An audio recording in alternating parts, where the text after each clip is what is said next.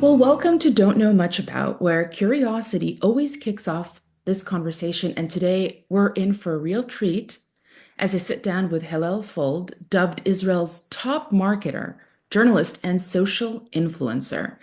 Hillel works with leading tech entrepreneurs, investors, and visionaries to accompany them on their journey from idea to revenue.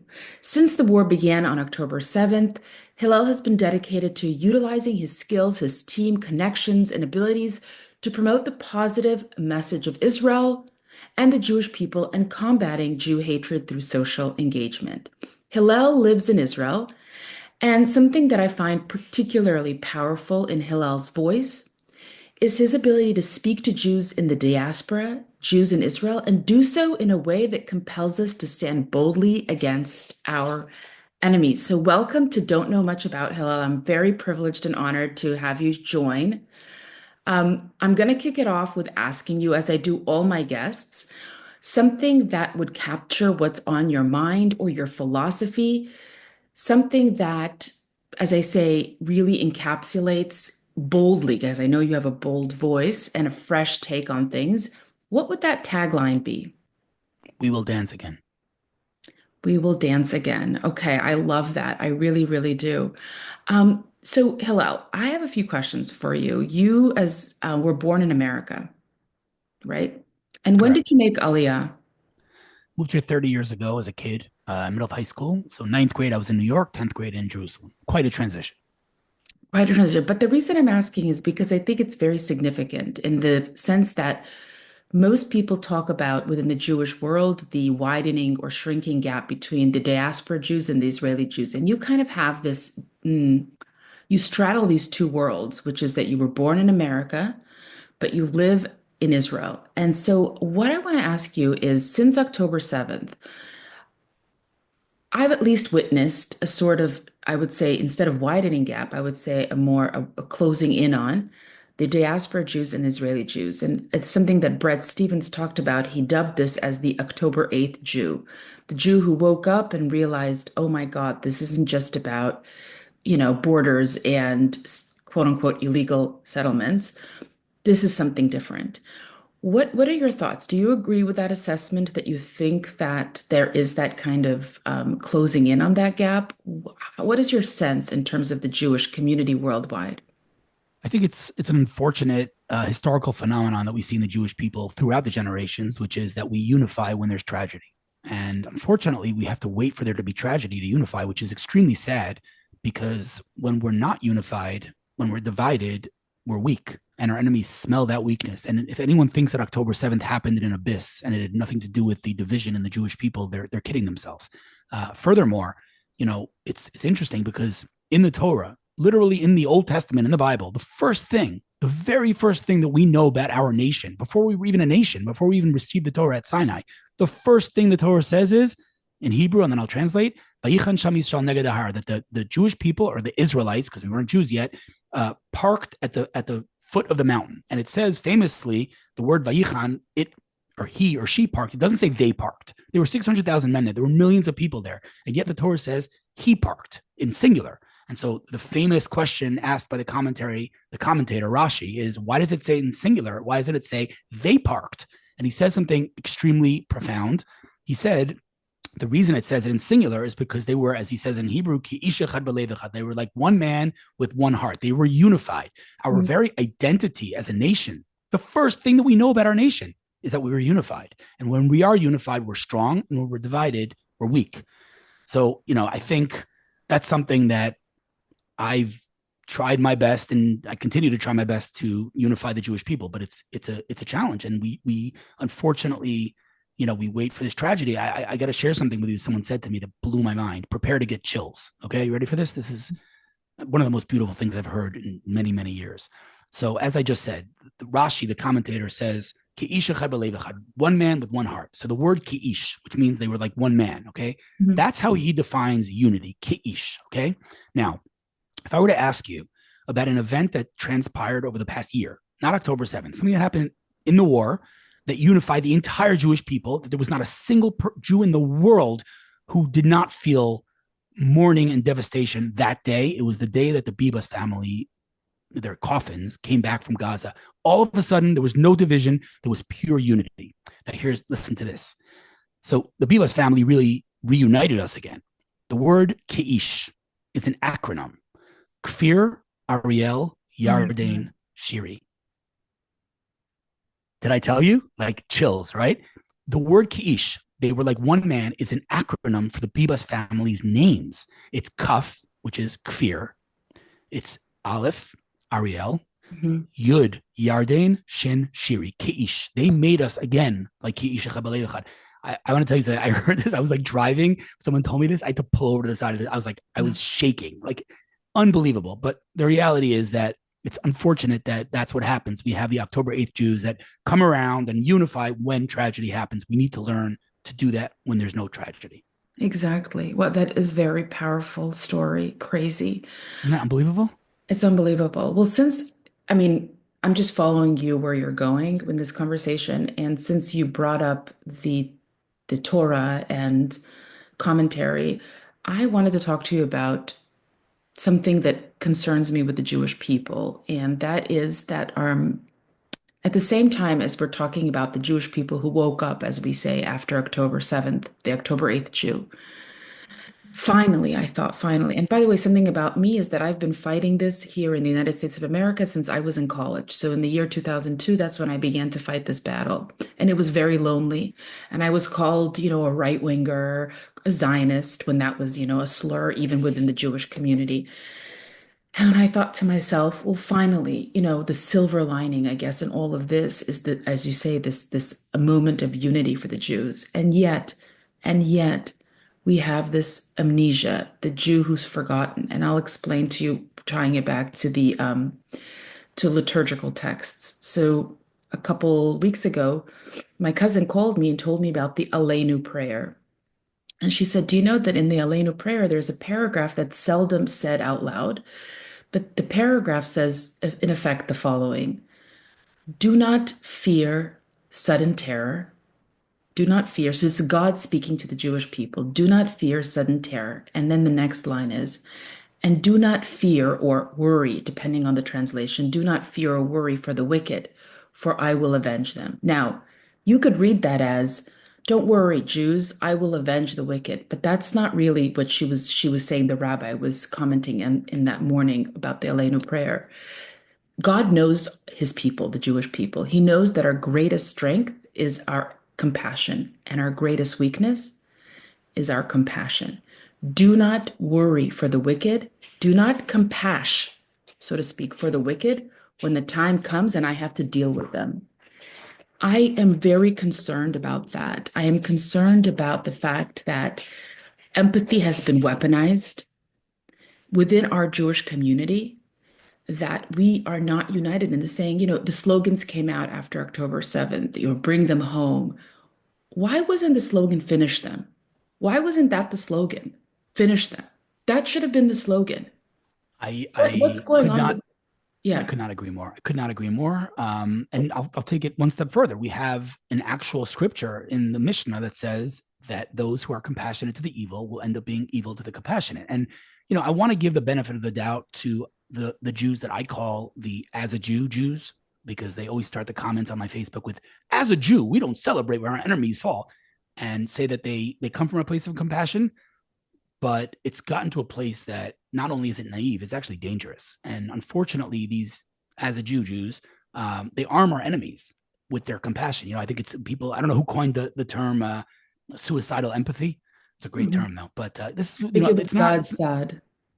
it's not an exclusively Jewish phenomenon. It's a Western phenomenon, right? We don't recognize that radical Islam has one goal, and that's to eradicate us. And we're like, no, we love them. Let's hug them. Let's embrace them. They're like, no, we want you dead. And we're like, yeah, I don't mean it. Like, this is what we do. And it comes, again, in most cases, some people are just evil, but in most cases, it comes from a place of compassion. And I believe, and this, we're getting deep into this, but like the whole political discussion in Israel, right? Left and right. We're not going to get into it, but I truly believe that many, not all, but many people who are on the left who think, Palestinian state and let's make peace, let's give them, let's empty out our prisons. Some of them, again, some of them are not coming from a place of compassion, but many of them just want peace. That's what they want peace. Now, how to achieve peace is where we debate and where I disagree with them. They think Because peace you comes from want peace weakness. too. Everyone wants peace, but how Right, do you achieve exactly. peace? And it's so interesting because you mentioned the prayer of Aleinu, but right before the prayer of Aleinu, there's a verse that we say, and I'll read it to you in Hebrew, and then I'll translate it. It's a verse that we say throughout our prayers. It's a verse from the Torah. Hashem oz lamo yitain. God will give you strength and might. Hashem yivarech tamo b'shalom, and God will bless you with peace. Those two things are seemingly not only disconnected but contradictory. Strength or peace, right? And the answer is no. That's how you achieve peace, by strength, right? When you have real strength and conviction, and you don't appease, you don't. That's when you win. So I think that's where the specific point of disagreement here between the right and the left is we all want peace, right? I know that people like to pretend that the right, oh, they're warmongers. They don't want, we all want peace. Question is how you achieve peace. Do you achieve peace by giving in and appeasing our enemy? Or do you achieve peace by showing our enemy what we're capable of and let them come begging? And this is what we're seeing right now. I mean, I don't know if you know this. I don't know if you were on the internet for the past hour, but it seems Hamas has agreed to a deal. And why do you think that is? What, all of a sudden they're peace lovers? No, they understand that if they don't agree to this deal right now, Israel's taking over Gaza City. Done, finished. No discussions. We have the soldiers lined up. All of a sudden they're agreeing. What a surprise, right? Sarcastically. We don't understand this. We need to show strength. We need to stop apologizing. We need to own what we are and who we are, and stop being ashamed of existing and winning a war that was brought upon us against our will, unprovoked. And now we need to do what any country would do, any country, and stop apologizing. But this is what we do. We're compassionate. We care what other people think. It's a really big mistake that's causing, unfortunately, death Yeah. in a very real way. It is literally when we send in humanitarian aid. Furthermore, when we send in foot soldiers, right? The world's accusing us of genocide. What we're committing genocide? Why is my son in Jabalia right now on foot? Why are we not bombing from the air? Because we don't want to commit genocide. So what we're doing is we're being accused of something. We're not doing what we need to be doing, and we're risking our own children. It's insanity, total insanity. Absolutely. I mean, really well said. Let's talk about then.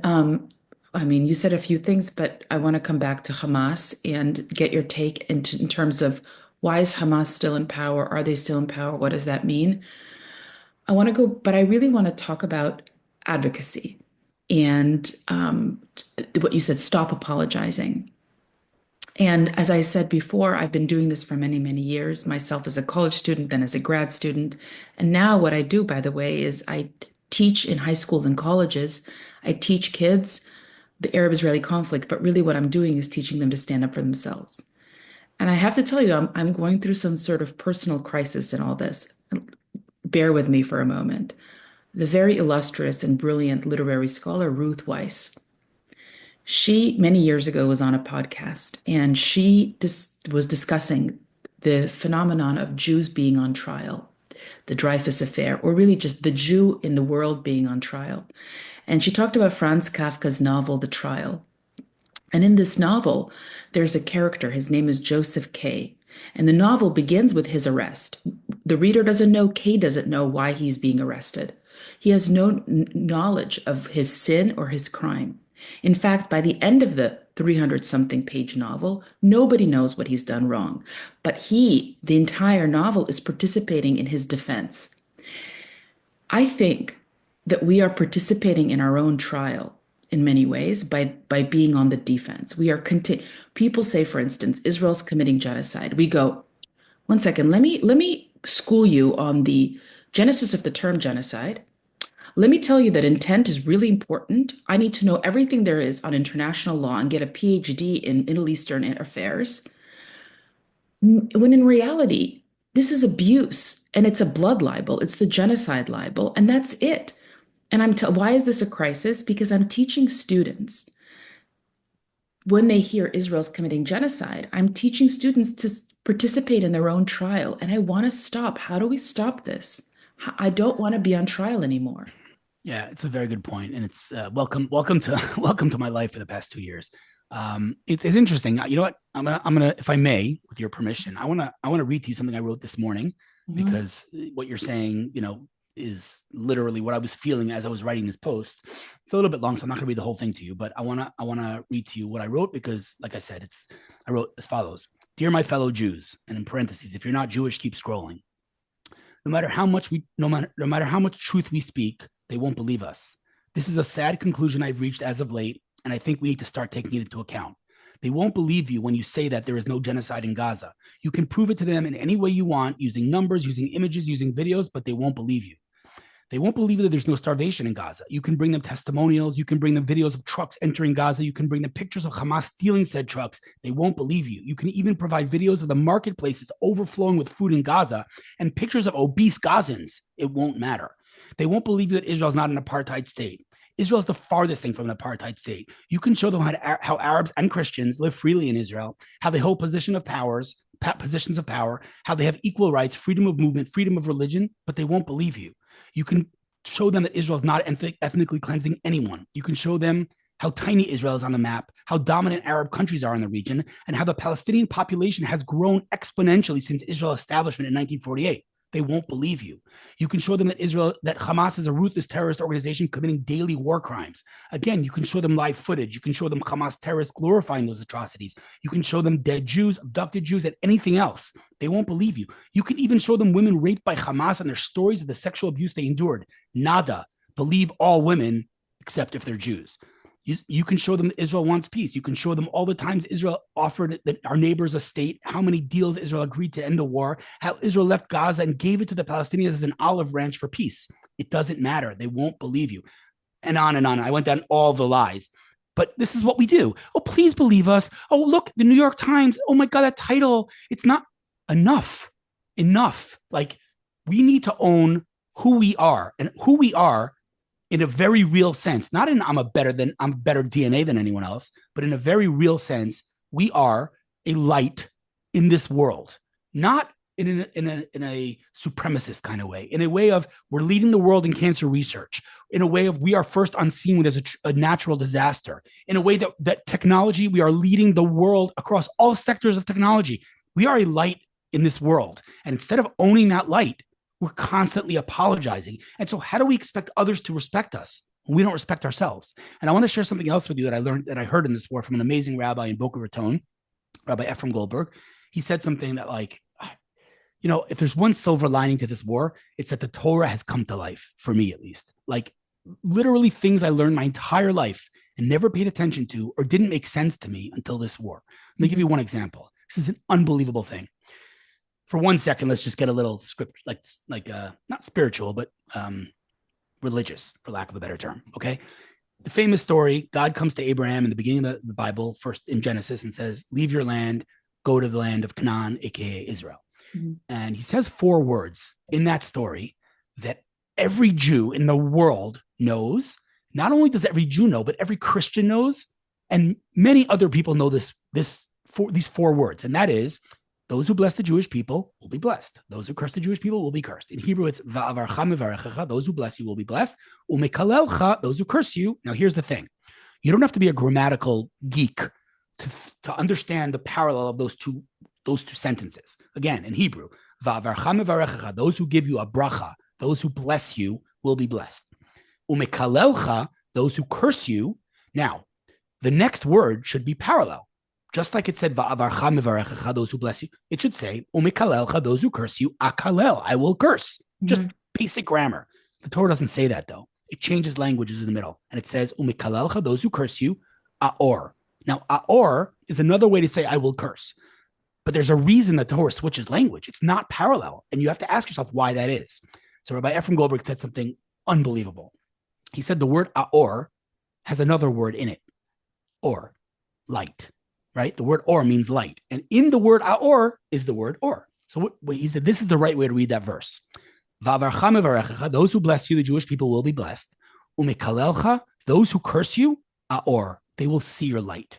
They will see your unity. They will see your delegations. They will see your charity. They will see the unbelievable inspirational things that are happening around the world. They will see the October 8th Jews come to life. They will see the light of the Jewish people. They come at us with darkness. We will extinguish their darkness with light. To me, that was like the entire thing. That's the entire thing. But we're afraid to own that light. We're afraid to say, I wrote an article one time. We're getting really deep into this, but I wrote an article one time about the question of why do people hate us, right? It's such a basic question. Why do people hate us? So Jewish scripture dictates that anti-Semitism is built into the DNA of the universe, and they've always hated us, and they will always hate us. Doesn't matter if we're, not white enough in Nazi Germany, or we're white colonialists, or we're stateless, or we have a state, or we're poor, or they hate Right. us. Okay, but I'm a logical person, and I need to understand things logically, and I refuse to just accept that as I need an answer, and it's something that bothered me my whole life. And I had a conversation with someone recently who said something to me that so deeply resonated. He said as follows: if you look throughout history, it's the same pattern that keeps repeating itself. What happens is as follows: there's an empire, okay? Ancient Egypt, Rome, Greece, Soviet, Nazi, there's an empire. And the empire is growing and growing and achieves complete world domination, unparalleled power and influence. And the first thing that that empire does over and over and over again is it throws morality out the window, right? It puts people to fight to the death in the Colosseum for the entertainment of the emperor. Forget morality. Now, when that empire forgets morality, the first thing that it wants to do is get rid of morality. Now, how do we know? How does the world know that it's immoral to murder? Because it wasn't in ancient times the Torah. And that's not like a, again, it's not like a supremacist thing. That's just factually like none of the things that the Torah says are immoral were immoral back then. And today the world accepts that they're immoral. So the source of morality is the Torah. Now, if you're an empire and you don't want morality and you want to get rid of that morality, you got to come after that. Now, they Yes. can't come after the creator of morality. So what do? They come after the messenger. They come after the FedEx and they don't get their package, right? So I wrote that in an article. And I said, they're coming after us because we are the messengers of morality in the world. Come some anti-Semite from I don't even know where, of course, twisted what I was saying and basically went crazy viral saying, look at this Jew. He thinks he's the messenger of morality. And then I found myself on the defense. No, I didn't mean that. You know what I should have said? I should have said, hell's yeah. Yeah, we are the messengers of morality. And I have no problem with that. You don't like it? It's on you. I don't care. Yeah. We apologized for generations. We went to the gas chambers thinking we can appease you. We're done. The apologetic Jew, the exiled Jew is done. Yes, we are a source of light in this world. And that is a very real thing. And if you don't believe me, then don't go water your garden with our drip irrigation. And don't use your phone with our chip that was developed in Herzliya. And don't unlock your iPhone with Face ID that was built by an Israeli. And on and on and on. You don't think we're a source of light? You want to boycott Israel? Good luck with that, right? That's what we should be doing. Yelling all day long how amazing we are. That's it. I have no problem with that. I agree with you. I agree with you. But I have to tell you, when I work with youth, they are very tepid about that. They are very worried about that. Um, It's for not only youth. example, It's not only pardon? youth. It's not only youth. Yeah, We it's not all only Jews you. are. I just want to, one of my former students who's now at university, he and I were having coffee the other week, and I said to him, why do you think it's not working? Like, why are we not able to make the case? Even, do you see how I'm speaking? Make the case as if I'm still on trial, right? Yeah. Make the case for ourselves. And he's only 19, but he said to me, I think the world's not ready for this Jew. I said, what do you mean the world's not ready for this Jew? And he said, you see, Israel is unprecedented. Israel is, in this world, he said, we lionize, we rally around victimhood. We want to celebrate victims and underdog. And Israel is the story of saying we've transcended, we're no longer victims. And the world doesn't know what to do with that. They don't know what to do with that. They're not ready for that. And I said to him, oh my God, can you please come on my show? Let's talk about this. And he said, no, because I'm afraid, I worry that if I say that, people are going to think we're better than, that we're saying Jews, for some reason, have done something, we've transcended a certain status. And he says, I don't want to do that. And I respected him for it. But in that moment, it was exactly what you're saying, which is that anti-Semite who came in and said, well, you think you're better than everyone else? Yep. Yeah. And I, First of all, he's a very smart student. Whoever he is, very, very yeah, well put. But yeah, I think, it's like you said, it's the transfer. Like the way I see it is throughout our history, they bullied us constantly. We're the guy in the schoolyard with this big bully who's just bullying me my entire childhood. One summer, we go to the gym, we come back, we're ripped. All right, you are not bullying me anymore. You can't. So what do? They say, all right, we can't physically bully you, so we're going to diplomatically bully you. We're yeah, going to politically bully you. We're going to, blood libel you, right? So they can no longer bully us like they did in Germany or in Spain or in any, right? So they're coming at it as diplomatically. And it's so obvious. This is straight up bullying. And I could not agree with you more. I think we need to just stop letting them bully us and stand up for ourselves. And this war is just the perfect kind of manifestation of that. Our side of this could not possibly be more just. Like, on October 7th, I said to myself, there is no scenario, like in any way, shape, or form, like in the most hypothetical, there is no way that the world doesn't stand with Israel now. I mean, they just live streamed pedophilia. Like, there is no way. Like, I couldn't even imagine a scenario. Hmm. That support lasted a day.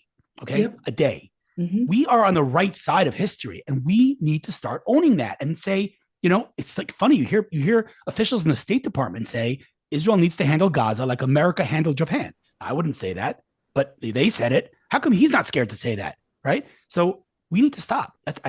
We need to, like you said, be on trial, apologize, stop with it all. Like, get on the offense. And, again, it can manifest in a zillion different ways. I named technology, but it's not just technology. The reason the Jewish people are so successful is not because our DNA is better than anyone else. It's because our culture and our heritage and our tradition focuses on the family unit, focuses on unity, focuses on education, things that are today taboo, basically, in the West. We've maintained that. And it doesn't matter if you're a secular Jew, a religious Jew, an ultra Orthodox Jew, education is central to everything that the Jewish people stand for. And that makes us the amazing. Someone said the reason Israel looks the way it looks is because we spent 80 years focusing on how to build an amazing country. And the reason they look, as in Gaza, as in the Palestinians, look the way they look is because they spent 80 years trying to destroy a country. We focus on building. They focus on destroying. There is nothing to be ashamed about. We just need to own it. And people are scared. I get it. You're a student. I get it. But, we all need to step up. It's too much already. Enough apologizing. Right. And so it makes me think that all these strategies, these one pagers, here's a one pager. When they tell you Israel is an apartheid, this is everything you need to know. And the truth of the matter is, no, you just go, I'm sorry you have a problem with Israel. That's a you problem. Sorry, F off. Really. That's a Yeah. blood libel. That's a genocide libel. That's an apartheid libel. I'm not engaging. You have a Yeah. problem. I don't know why but Yeah. you are absolutely right what you said before, in the sense that I've always also said this, that the Jew reminds the world of morality, right? Because we brought ethical monotheism into the world, right? Right. And who wants to be reminded of that? Most Right. people want to live their life, without any accountability. And what do the Jews bring? Accountability. Nobody Right. wants that. So you're absolutely right 100%. there. Yeah. We need to step Question up, for though. you. It's so frustrating to me. Yeah. So question for you. You said, I love the bully that we went to go we went over the summer, we got ripped and nobody's like touching us now. So what they're doing is they're diplomatically ostracizing us, making us into a pariah. But actually, and this is when I want to talk about one of your posts. You made a post, I think it was August 3rd, and the post began with, I'm going to make another prediction, and it's a terrible one. And basically, you talked about that the anti-Semitism has reached we're at an inflection point. The anti-Semitism in the diaspora has reached such a point. We are getting beat up on the streets, though.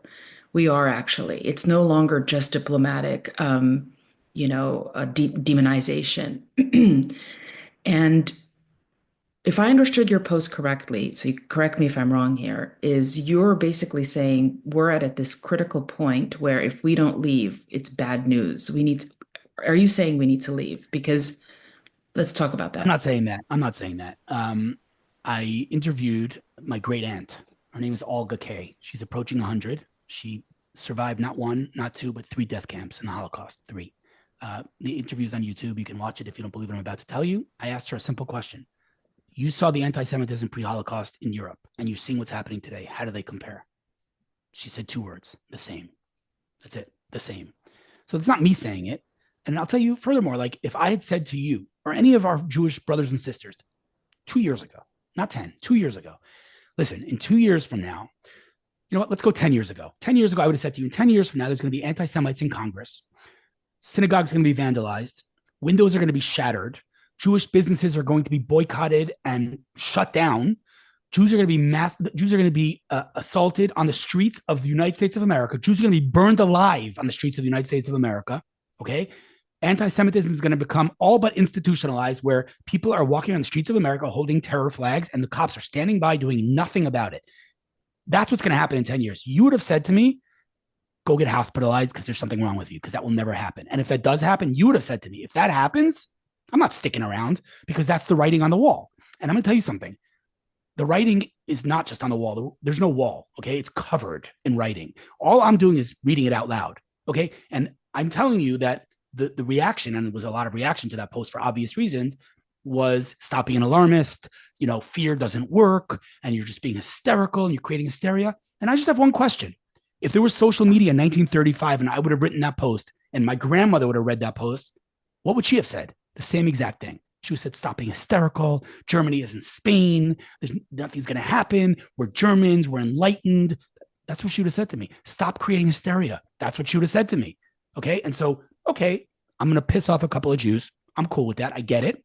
And I understand several rabbis wrote responses to that post saying, who does Hillel think he is, a prophet? So in the post, I wrote, I'm not a prophet, but I did, quote unquote, I don't want to say predict, but on October 5th, 2023, I wrote a post that something big's about to happen. That's a fact. You can go verify that. I wrote something big's about to happen because look what's going on geopolitically. And I wrote in the post, Israel will be at the center of it two days before. Now, am I a prophet? No, I'm not a prophet.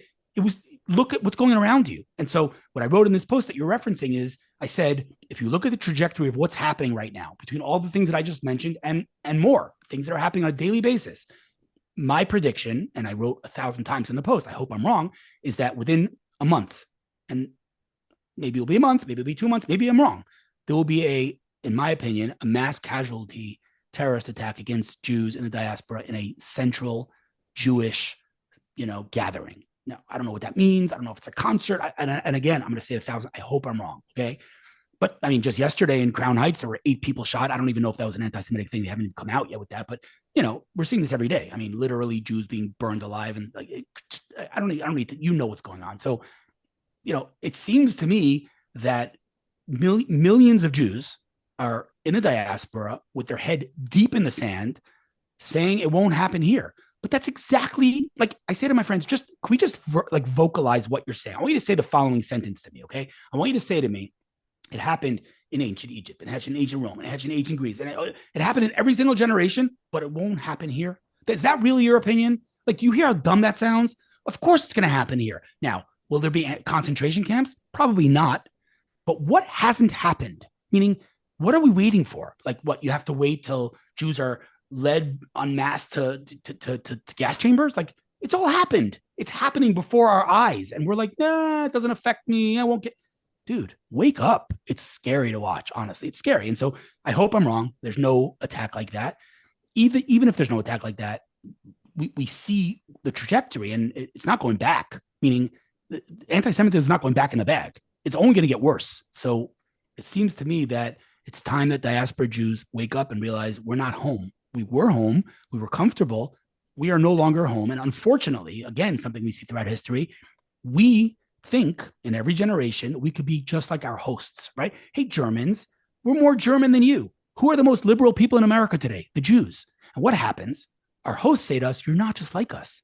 We've developed a tool to show you that you're not just like us. It's called anti-Semitism. And that's what anti-Semitism spikes through the roof. And spoiler, what happens next is that empire falls. So the West has been good to my family, and I hope I'm wrong. But if somehow miraculously this doesn't reverse, then the West is, in my opinion, a decade away from falling to radical Islam. Oh. All right, sorry to be the bearer of bad news, but it's no, wild to see what's unfold. The truth of the matter is, I'll bear my cards, if you will. I completely agree with you, but I have friends who were very upset at that post, and I was saying, one person said to me, I don't, this is fear tactics. These are alarmists. And I said, exactly, we went through that same kind of argument step by step. And then she said, well, I think that people should go to Israel because they are pulled towards Israel, not pushed from. And I said, right, in an ideal world, you're right, because Exactly. Israel is our destiny. That is true. 100%. 100%. But we I'll don't say live in further. an ideal world. Right, And right. ask the Jews in France who decided to immigrate in the early 2000s due to intense anti-Semitism. Are they happy they did it? Hell yeah, they're happy. That's right. That's right. Yeah. The first, okay. So it's a very valid point, by the way. I mean that not sarcastically. It's a very valid point. You absolutely should come to Israel because you're running too. And there's a lot to run to. I mean, Israel, with all the challenges, they're not small challenges, and no one's denying October 7th or the war. With all of that, Israel's a paradise. Like legitimately, I speak to people every single day without exceptions who are visiting or just made Aliyah. And I ask them the same question: how do you feel? How do you feel here? They, not literally 100% of them say the same thing. It's like they're in sync with each other. They all say the same thing. I feel infinitely safer here than I do there. And there could be LA, it could be London, it could be Sydney, it could be anywhere. Okay. So yes, there's a lot to run to. Israel's an incredible country. We named some of its accomplishments before. Israel is a miraculous country in the traditional sense of this is a miracle that this country exists, let alone lead the world. So there's a lot to run to. But clearly that didn't work. And so we need a catalyst. We need a trigger that will get you to run to, and that is anti-Semitism. Now, like I said, the last thing that I want to do is scare people. But just imagine in 1935 writing that post, and one Jew, just one Jew would have read that post and said, you know what? I should probably get out of here. One.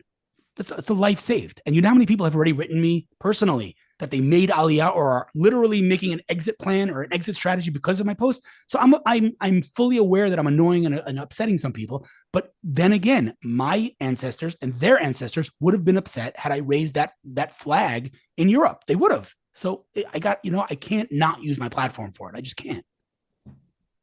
No, I I understand you entirely. I agree. I share your concern. Um, I do think the anti-Semitism is going to get much, much worse and to a level that we haven't yet seen. So I am sitting here in the United States of America. You're in Israel, and I'm like, shit, I need to get out. But I want to go back to something you just said, which is that you're not a you're like, look, I'm not a prophet, but on October 5th, I felt that something was going to happen.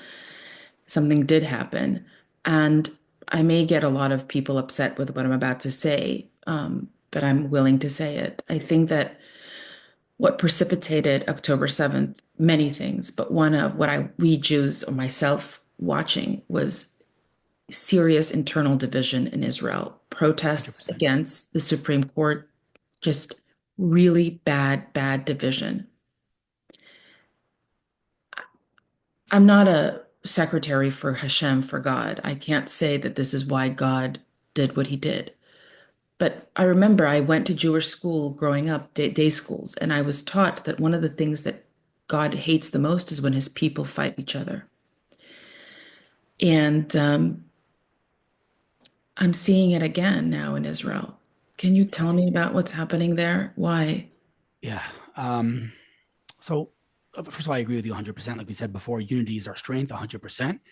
But before I get to that, I just want to say one more thing, and that is, we're all familiar with the story of the man that gets on the roof during the storm and everyone's, escaping and the water is rising. And he's like, I'm going to stay here. God will save me. And they send the boat. They say, get in the boat. And he says, no, God will save me. You know the story, right? Right.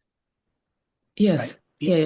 So they send the boat. He says, no, God will save me. Like, get in the boat. He's like, no, God will save me. Then they send a helicopter. He says, no, God will save me. Like, get in the helicopter. No, God will save me. And then he drowns. And he goes up to God and he says, God, what the heck? I believed in you. Why didn't you save me? And God says, I didn't save you. I sent you a boat. Yeah. You didn't get on it. I sent you a helicopter. You didn't get on it. So let me tell you what God's going to say to my friends in the diaspora. They're going to say to him, after 120 years, they should live a healthy life. They're going to go up to God and say, God, Jews begged you and pleaded with you and prayed for the ingathering of the exiles for thousands of years. I prayed every day for God to bring me back to Israel. Why didn't you bring me home? You know what God's going to say? I didn't bring you home. I sent you elal.com. I sent you nefesh b'nefesh. I made Israel a paradise. I showed you literally the splitting of the sea on a daily or a weekly basis in Israel. Open miracles, open miracles. That wasn't enough for you. So I sent you anti-Semitism for you not to have any confusion of where your home is. And even that didn't work. What do you want from me? You didn't get on the plane. I tried to save you. That's what God's going to say, because he's done everything. He could not do more. Israel is a paradise. I sit in Tel Aviv every day in a cafe. There's not an empty seat. beautiful greenery all around me. I come home living in a beautiful home with my beautiful wife and my beautiful kids, living the dream. And yes, my kids in Gaza. Yes, I lost my brother to terror. I get it. There are challenges. Don't misunderstand. I'm not belittling, all the casualties in the October 7th, but also in parallel, let's take a step back.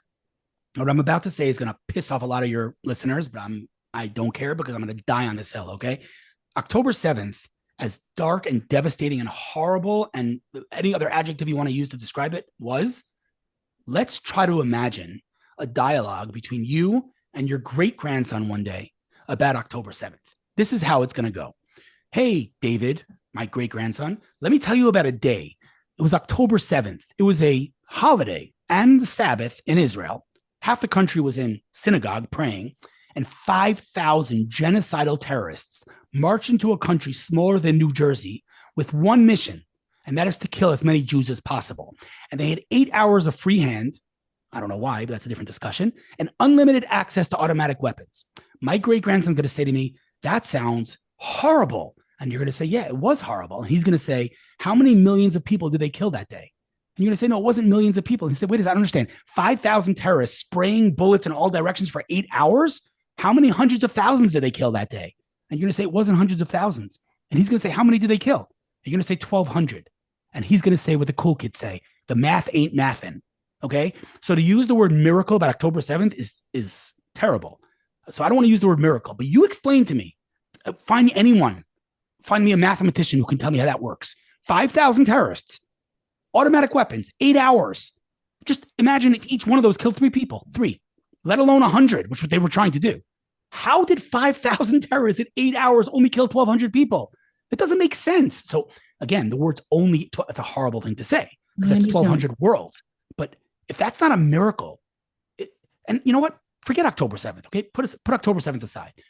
You tell me, I'll tell you a story. I sat with Dr. Danny Gold, who invented the Iron Dome, okay? He's not a religious man. And I said to him, Dr. Gold, tell me what was the story? How did this transpire? How did you come up with this crazy thing? He said, I put the brightest minds in Israel into a room because rockets were raining down on Israel. And I said to them, we need to solve this problem. What are we going to do? He said, everyone came up with their own ideas. And Dr. Gold said, that's not good enough. I want to detonate the rockets midair. And there was silence in the room. They looked at him like he was crazy. They said, you want to what? He said, I want to detonate the rockets midair. And they said, Dr. Gold, that's not like physics, not possible. He said, well, that's what I'm going to do. They said, you can't, it's impossible. Rockets flying at crazy speeds for seconds. You can't detonate it. He said, that's what I'm going to do. He went to the Israeli army, the military, and he said, this is what I want to build. And they said, not possible. So he went to the Israeli government. He said, this is what I'm going to build. They said, it's not possible. So he went to the State Department. Not possible. The US military, not possible. The world's leading military strategist told Dr. Danny Gold, what you think you want to build is technologically impossible to build. And he built it. And here we have a system that detonates rockets at 96% precision. But here's the crazy part. Here's the crazy part. People don't know this. The Iron Dome is a miracle, a technological wonder. But Israel has 3 aerial defense systems. You have the Iron Dome, David Sling, and the Arrow system. Just so you understand what level of miracles we're talking about, the Arrow system detonates ballistic missiles outside of Earth's atmosphere.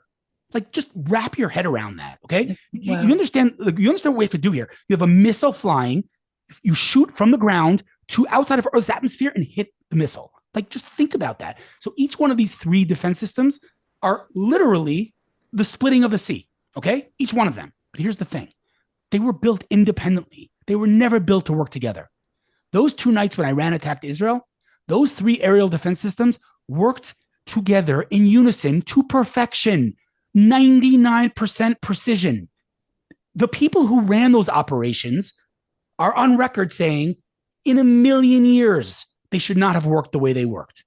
And we were like, yeah, oh, sure, we just detonated a rocket outside of Earth's atmosphere. What's for dinner? Like, we should be like literally yelling all day, every day, thank you, Hashem, like all day. And you know what? What about the ones that weren't detonated by those systems? Where do they fall? In empty spaces. Dude, we're a country the size of a fingernail. Where are these empty spaces? So we read these things, we hear them on the news, fell into empty spaces, and we just continue with our day. Like, that's normal. There's nothing normal about this war. These are miracles, the caliber of the splitting of the sea on a daily basis in Israel, every day. And again, our friends in the diaspora are looking and be like, oh, yeah, I'll send in a couple of bucks. Dude, you are missing being part of history right now. We are fighting an existential war. God is splitting the sea for us, and you're sitting there because you like your BMW. Get the hell on a plane and come home. We need you, and you need us. Enough already. What are we waiting for? I don't know. I'm a little bit passionate about it. I don't know if you could tell. Just a bit. I, No, I think I it's, got to be honest with you. I got to listen, tell you something. I'm sorry to interrupt you. I just want to say, I have a problem with. I want to be careful with my words. I have a problem with. I don't want to say the word hypocrisy or dishonesty because I don't want to say that about my brothers and sisters. But like, are you really being honest? Not you. I don't mean. I'm not attacking you. I'm saying like when I speak to my friends, are you really being honest with yourself? Because I speak to my friends and they say, yeah, it's not affecting me. The anti-Semitism is not affecting me. I was like, what does that mean? What do you mean it's not affecting you? You mean a family member hasn't been murdered yet? Because if you get in a car and you drive for 30 seconds, you'll be attacked. You'll be at the very least harassed, if not actually assaulted. And if you're in a pro-Israel, you'll get burned alive on the streets. So what do you mean it doesn't affect you? What would be considered affecting you? Because if I put a gun to your head and I said to you, get on a plane or I'm pulling the trigger, all of a sudden, all of the questions of how could I live in Israel? I shouldn't leave. All of those concerns, which are legitimate, they would disappear because you have a gun to your head. So that means that diaspora Jews believe that what's going on today does not constitute a gun to their head. So my question is, what does? What does? At what point will you say, I have a gun to my head. I need to get the hell out of here. This is dangerous for my children, for me. I cannot stay here anymore. I don't know what they're waiting for. Honestly, really, truly, I don't know. But it seems to me they're sticking their heads so deep in the sand because, again, they like the comfort that they once had. They're kind of like idolizing, glorifying their life, even though it's no longer what it was. And it's very, very clear that they're no longer home and they're no longer welcome. But they're not getting the picture. They're not getting the message. absolutely. Well, what I want to I want to kind of challenge you on something. I mean, you're making a very strong case for Israel and the miracles of Israel. It's true. I mean, I never really thought about it the way that you just said it, which is 8 hours, 5,000 terrorists, 1,200 people. That is quite miraculous in a way. God Makes no forbid sense. I even say that because Yeah. those are all beautiful souls that were murdered. But you're making this case, which is Israel is a miracle. If you think you're not safe there, you're actually more safe in Israel. Something that is on my mind since the October 7th attack is something that my husband actually told me. And he said to me, you really think Israel is a sovereign country? No. He says, Israel is a client state of the United States of America. If the United States of America no longer supports Israel financially or militarily, there will not be an Israel. And when he said that, my heart dipped. I don't, I don't agree with him, but there is a sort of, people are always saying it here in the United States of America, the Jewish community is saying we need to stop, Israel needs to stop relying on the United States of America. And that's true, but how? And when he says to me, you keep on teaching your kids that Israel is a sovereign nation. He goes, the truth is it's not that sovereign. They're a client state of the United States. And that really hits me. I really don't like when he says that. So I just wanted to get your take on that perspective, which is, okay, yes, there may be the miracle, but for a lot of people who are, that doesn't resonate with them. They're more, let's say, logical. They don't want to, they don't kind of exist in the discourse of the religious. They want to understand things from more scientific or rational way. What do you say to them when someone like my husband says to you, well, Israel's really a client state? I'm sure your husband's a very brilliant man, uh, but it's not. I don't have to answer him because the United States ambassador to Israel, answered him, and I will send you what he wrote. But he said to me personally, I sat with him one on one, Ambassador Huckabee, and we were talking about many things. And one of the things he said is, in the relationship between Israel and America, America's on the receiving end. That's what he told me. I'll send you all the information of what America receives from Israel, what Israel receives from America. It's not even close. It's not even close. From the F-35s that America sent to Israel, Israel improved and sent back to America, to cyber information, to intel, to military training. And the list just goes on and on. I mean, when you unlock your iPhone, people don't realize this. When you unlock your iPhone 3,000 times a day, you're using Israeli technology. An Israeli company called PrimeSense built Face ID and sold it to Apple. When you use your iPhone, the chip is built here. Okay. When you Google something and it says, did you mean this? That's built here. Android built here. Microsoft Teams built here. So yes, America gives Israel billions of dollars in foreign aid, which, by the way, Israel then has to spend on American products, something that many people don't realize. America's not giving Israel $3.5 billion to go buy falafel. All right. The money has to be spent in a very specific way. So I understand why people have that opinion, but Do you it's just believe factual. But do you It's believe just that not true. Israel? Okay, so you don't actually believe that Israel it needs America. You think it's the complete opposite. It's not me. I don't think that. Ambassador of America, a U.S. ambassador said that literally. I mean, again, I'll send you the post. It goes into detail of what America receives and what Israel receives. America's on the receiving end here. Now, I'm not naive enough to say that, if each one of those Iron Dome missiles that we fire costs $100,000 and we're firing tens of thousands, this is billions of dollars. America's money helps us. I'm not, and I'm not, God forbid, dissing America, who again was great to my family. I love the West. I love America. It's great. But to say that Israel cannot exist without America, I mean, I'm not even going to address that with the religious thing of that I believe God wants us to be. Forget that. That's not a rational argument. It's just not economically, like it's just not true. Look at Israel's GDP. Look what Israel, produces on a daily basis. And like you talk about, I'll tell you a story. This happened to me, and again, you can go confirm this on YouTube, okay? Because what I'm about to tell you is going to blow your mind. So I had the opportunity to interview a man named Dr. Rick Klausner. Dr. Rick Klausner was the director of the National Cancer Institute of America. He was the guy that every U.S. president came to with a blank check and said, here, cure cancer. He managed more cancer research money than anyone in the world, okay?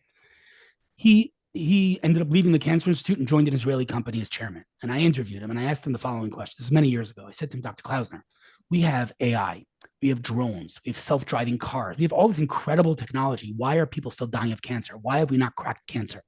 And I expected him to say, every cancer is different and you can't just cure cancer. It doesn't work that way. And that's not what he said to me. He said, we have. I said, what do you mean we have? He said, we have finally, after 100 years of research, figured out a way to take a person's immune system and pull it back to attack the cancer and cure cancer. I was like, but what do you mean? People are still dying of cancer. He said, leukemia. And again, I wouldn't even be comfortable saying this if it wasn't on record, because I would start doubting myself, because he said, leukemia is cured. I said, what do you mean it's cured? People are dying of leukemia. He said, many of these treatments are not yet FDA approved. They're not publicly available, but in the labs, scientifically, medically, lymphoma is cured. Okay. Leukemia is cured. Blew my mind. But then I turned off the camera and I said, tell me more about this. And he went down a list of about, 20 to 30 of the world's leading treatments and cures of cancer. Out of the 20 or 30 of them, 20 or 30 of them were developed in Israel. Okay. All of them. Okay. Unrelated to that, I had a meeting with a friend of mine who's also a very big cancer authority in New York. And again, neither of these people are Israeli. Neither of them are like rah, rah, rah, Israel cheerleaders. It's not what they're about. They're cancer scientists. Okay. And he too went down a list of 20 of the leading cancer treatments in the world. All of them. This was developed in the Technion. This was developed in Hebrew U. This was developed in Bar Ilan. All of them, every single one of them. Okay. What Israel does for America and for the world is infinitely more significant than the $3.5 billion of foreign aid that America provides Israel. I'm just going to give you one example, because I don't like of course, what your husband said is an opinion that I hear very, very often. Right. And I understand it. Like, why are they giving? I'm not even going to talk about the fact that AIPAC isn't even close to the biggest lobby. Like, forget, I'm not even going to get into that. But like, I'll just give you one example. Okay. If you look at all the types of cancer, okay, there's many that are, as you know, pretty much a death sentence, like pancreatic, like, yeah, you could be a miracle, but if you get pancreatic, you're not in good shape. But then there are types of cancer that are extremely curable, like cervical cancer. Okay. If you get cervical cancer detected doesn't even have to be early, it's like 95% treatable. Okay. Very, very curable. So then why are people dying of cervical cancer? The answer is that the test that you need to undergo to get diagnosed is very invasive, very hard test. And so women don't get tested. They just don't. I can't deal with that. So they don't get tested. That's the reality. Okay. Mm-hmm. Now, that's a fact that anybody knows anything about cancer knows. That's the reality. Comes along an Israeli entrepreneur and says, that is unacceptable. That is unacceptable. I can't cure pancreatic, but if something's curable And the only reason people are dying is because they don't get tested. We need to fix that. And so he built a company called Mobile ODT that takes cutting edge light technology that uses an iPhone or an Android phone. It shines a light on the patient with zero physical contact and detects cervical cancer. And they're deploying this solution to thousands of hospitals around the world, saving millions of lives. You never even heard of this company.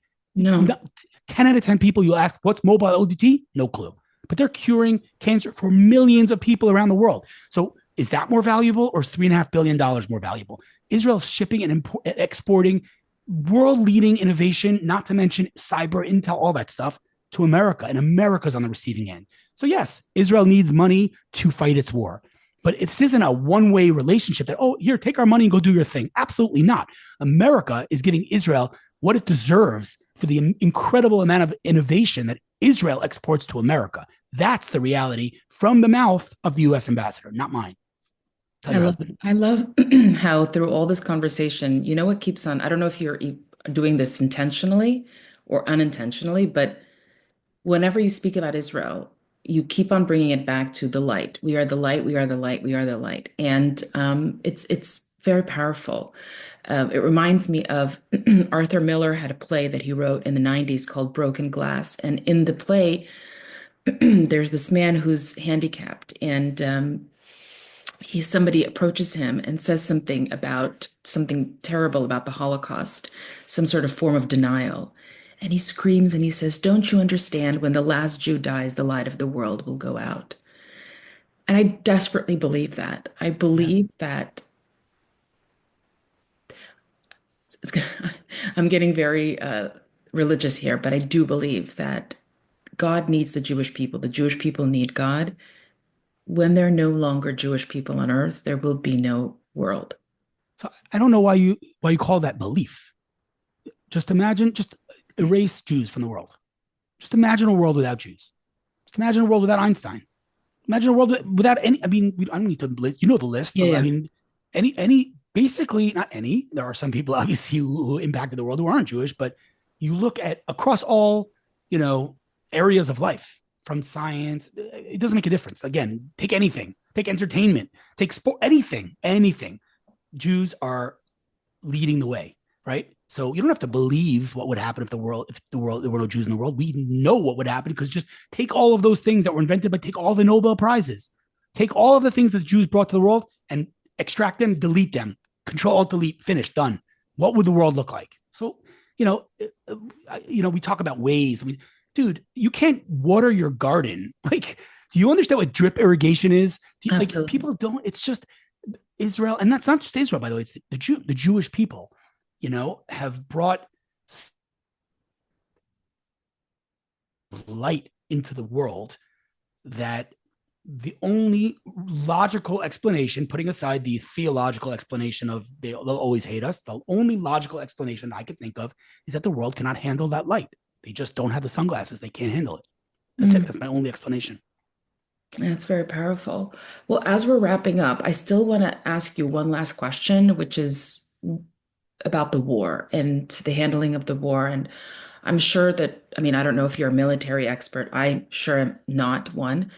But just because you said something at the very beginning of this conversation, which is that Hamas is ready to make a deal because they have Israel at their door saying we are basically going to take over Gaza City. Something that my students always ask, so I'm asking you this, is what does this mean to get rid of Hamas? Is that possible? Is it an ideology? Is it, people said, oh, we got rid of Yahya Sinwar, and so that's it. But the problem is there's a next Sinwar and there's a next Sinwar. And so what is going on with Israel in terms of this war? Is there going to be an end? Can you tell me what are your thoughts? I before this war, I was of the opinion that nothing should be compared to the Holocaust because the Holocaust stands alone. I no longer believe that. I think absolutely Hamas absolutely should be compared to the Nazis. In fact, one might make the claim that the Nazis, first of all, drank themselves to sleep out of shame, and Hamas live streamed it. And there were many Germans who saved Jews, and Gazans were offered millions of dollars to save not one, save the Jews. So I don't want to say they're worse. Not, it doesn't make a difference, but there is a comparison. And the question of how do you defeat an ideology, we did it. What did we do to Germany? We denazified Germany. That's it. End of story. I don't. There's precedent. It's not like How do you we're do that? How working. do you denazify Gaza? How do we denazify Germany? Sorry to be a Jew and answer your question with a question, but Well, it's been oh, there's done. only one way. It's called unilateral defeat. There you go. That's it. I know, but the problem, we can go on and on and on, but the No, problem with I mean, that, it's a good question, but again, we've done this in Gaza. It's more complicated. There's no question, right? The education system and the I'm not even talking, indoctrination. that's not even what I'm talking. I'm talking about the reason I think it's not a, I see your desire to make the analogy to Nazi Germany, but Germany was a country before. We were dealing with a history, with the people.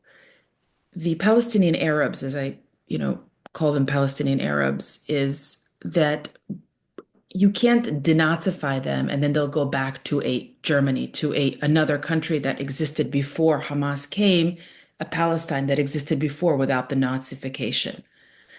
Well, So when that's you can denazify Nazi Germany and they'll go back to being Germany, what well, are they going back to? I mean, first of all, very good question. But there is also precedent when we took Jordan, we took Egypt, who were indoctrinated to hate us and fought a war and lost. And now, I'm not going to say they're our best friends, but we're quote unquote at peace with them. And that's, they're just as radically But it's Islamic because they have a as state. They right. have And a I state. understand that. Yeah. So now we get into the very granular question of how do we actually do it? What do we do with those people? And I'm happy to give you my opinion, but you're not going to like How do you know I'm not going to like it? Let's see. Okay. Okay. So this isn't my plan. I'm not going to say whose plan it is because then you'll immediately just dismiss it. So I'm just going to forget whose plan it is. But Yeah. this is what I think we should do. And I'm Mhm. going to give a disclaimer before I tell you what this plan is and say that parts of this plan are problematic, but we're being accused of the things that would result from this plan anyway. So we might as well do it right. Okay. And this is the plan. You give the Gazans, let's call them Palestinians just for simplification's sake, even though we know historically Palestinians were Israelis. But put that aside. We give them three options. Option number one is you want to join us? Join us. Live in peace. By all means. You could live in peace, just like you're getting freedom of movement in Judea and Samaria. You can live in your towns. You could have your own mayors. You could govern yourself. You lift a gun, a knife, done. There's no mercy. Okay, because I'll tell you why in a second. You want to join us? Join us, live in peace. Option number one. Option number two, you want to leave? Not only will we allow you to leave, we'll incentivize you to leave. Meaning, I'm not forcing you out of Gaza, but if you want to go to France and your house in Gaza, I'm just giving a silly example right now, your house in Gaza is worth $5, I'm going to give you $10 for it. I'm going to incentivize you and give you the ability to leave. Go wherever you want. What country will accept them? That's a whole different discussion, which is an important discussion, but put that aside for 1 second. You want to join us and live in peace? Join us, live in peace. You want to leave? We'll help you leave. You want to fight? That's an option too. But once you had those other two options and you chose fight, we're going nuclear on your butt. And I'm being nice. Okay, I'm just like, you had an option. This is what you chose. Now, why is this problematic? The first option is very problematic because if they join us and they live in peace, they're not getting voting rights. We're not giving them the ability to vote and rule Israel. Obviously, just demographically, that's not a very feasible thing, which really does mean that then we're an apartheid state. Like that's actually an apartheid state. So it's problematic. And I'm not But dismissing it's the complexity. but wait, time out. But it's not really. And here I want to credit David Friedman, his book One State. He wrote a chapter and he talked about the case of Puerto Rico, for instance. The United States of America, the Puerto Rican population, they vote in local elections, but they don't have national voting. Is America an apartheid state? I guess. I Would mean, you? if I'm, I think it's a fair point. I love David; he's a close friend. I think that if America wasn't the ruler of the world, then yeah, they would probably be in trouble for that. You don't think? I mean, whatever. I mean, listen again. I have no Okay, problem fine. with All it. right. Okay. I don't have a problem with doing that. I do think that people are going to say, "See, I told you so." Right? They're Arabs living in Israel can't vote. That's an apartheid state. I have no problem with it. I'm just saying, but they're accusing us of being an apartheid state anyway. So let's just do what's right. Hmm. So Okay. that's one solution. Another solution, and this is happening, and there's a lot going on that's way beyond what meets the eye and things that the press doesn't know, and that I know firsthand that there's serious movement right now with a mass, like a huge number of Gazans who are being accepted, not against their will, by the way, completely willfully going to African countries that are then, those countries are being paid a lot of money to accept those Palestinians into their country, and they're doing it, and it's happening, and it's people don't realize. There was a lot of talk about it. Even Trump said they're going to deport them out. Have you heard anything since? You haven't, and that's by design. But there's a lot going on in that front, and so again, if you are a Gazan who is in the minority and didn't vote for Hamas and doesn't support October 7th, and you're in the minority, and I'm not talking about 40% minority, I'm talking about like 8% minority. Okay, like just to be clear, Hamas has more support in Gaza than Hitler ever had in Germany, just to be clear. So if you're in that small, tiny minority that wants to live in peace and just wants a normal life, by all means, go live a normal life. We will help you live a normal life. That's what we need to do. But we will not, the reality of having a genocidal, radical Islamic organization comprised of rapists and pedophiles on our border is no longer a reality that we will tolerate. It's not going to be again. We were very, very naive because Hamas didn't partake in the last round of fighting. So we're like, oh, Hamas loves peace all of a sudden. We were idiots. And again, that came from a place of compassion, but we're done with that. We're not naive and stupid enough to think anything other than what it says in their charter. And that is they want as many dead Jews and Westerners as possible. We're done. That reality will no longer be. And Hamas will, of course, not rule over Gaza, but neither will the quote unquote normal, innocent, regular Gazans who came in by the thousands on October 7th, and the rest of them spit at the hostages that were being dragged through the streets of Gaza, and the rest of them tried to lynch the hostages as they were being released. These are the normal Gazans, okay? The latest data shows that anywhere between 70 and 80% of Gaza supports 10-7. So we're talking about a society that is rotten to the core, deeply indoctrinated, and there is no solution here besides 100% total denazification that could happen socially, educationally, militarily, however you want to do it. The society in Gaza has to start from the ground up. We cannot tolerate the way it is right now anymore, ever again. And what you've just articulated, how would you say that your articulation matches what the average Israeli is thinking right now? Inside, they're not vocalizing. But yeah, I think. First of all, I think that the ones that are making a lot of noise, the anti-Bibi crowd, they're the minority of the minority. The vast majority of Israel supports this war and everything that we're doing. And many people are scared to say, like, what, deport millions of people? But yeah, I think it does represent the vast majority at this point, especially after Trump made that statement. Meaning, it's funny because Trump said something. You have to understand what Trump said when he said deport Gazans was literally what Kahana said in Israel and is now labeled an actual terrorist. Like the Kahana movement is a terrorist movement. All they said was deport Gazans because they want to kill us. That's all they said. They didn't say kill them. They said get them out of here. They want to kill us. So it's kind of ironic. But if you'd ask me, and I don't have the data to back this up, but just anecdotally from my conversations with hundreds of people, yeah, most Israelis realize the conversation of let's give them a state and a two-state solution and they're going to love us is over. And that was never the truth, but people have now opened their eyes. So I think the vast majority understands that, Gaza will be no more as it is. Right. Well, I want to thank you so much for joining me. I want to. I'm like so worked up. You are. I love it, though. I love it. I think that at least for me, it answered a lot of my questions that I had for you. Um, I guess my final point that I want to make is where we started, kind of, which is not being on trial and not participating in our own trial anymore. So what would you say to a young Jewish student who is being accused, who's being put on trial of these crimes, of these libels? Zionism is racism, Israel is an apartheid state, genocide, feminicide, whatever, starvation, all these things. What do they say? I could answer you strategically of how to debunk those things, but let's not go there because I want to push back on something you just said. You said I want to go back to where we started. We didn't start with that. We started with "We Will Dance Again." That's where we started, and that is what Jewish students should say. Because when we use the words "Am Yisrael Chai," that everyone knows, it's a nice song, but it's not just a song. It's a historical reality. And if anybody has any doubts about that, they should ask themselves how many Babylonians they know, or Assyrians or any of the ancient empires who came after us and were the world's leading empires. They're gone. And here we are. So if that doesn't give you Jewish pride, and that doesn't show you that Am Yisrael Chai is a historical reality that will never change, then there's a bigger problem. That is the story. We are here. We are a miracle. We are a light, and we will dance again. Yeah, actually, it's funny that you say that because I was going to go back to your "We Will Dance Again." And I think the, I've kind of rephrased it as "We always danced again. We always did it, and we will continue to do it." My tagline, not for the show, but in general, is "We're here, deal with it," which is Yeah, we're right. here. You're just going to have to deal with it.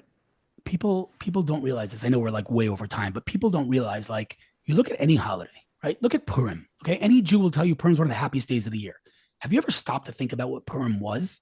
Purim was the leader of the world, the king of 127 countries who agreed to annihilate the Jews. We were done. There was no way we were surviving. We were done, and here we are celebrating. What was Hanukkah? It was a war we were never going to win. There was no way we were winning that war. And here we are celebrating.